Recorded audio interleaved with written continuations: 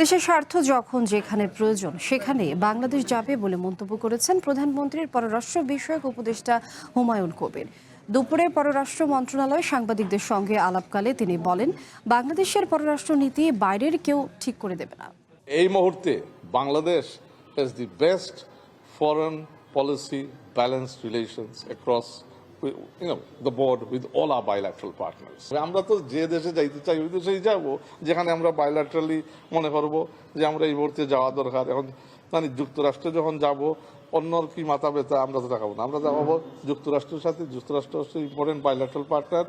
আমাদের দেশের ইন্টারেস্টে যখন যাইতে হবে যুক্তরাষ্ট্রে আমরা যুক্তরাষ্ট্রে যাব, যখন আমাদের যাইতে হবে বেজিংয়ে যাব, যখন আমাদের যাইতে হবে যখন টেম্পারেচার ডাউন হবে, যখন কন্ডিউসিভ অ্যাটমসফিয়ার হবে আমরা ইন্ডিয়াতেও যাব, অসুবিধা নাই।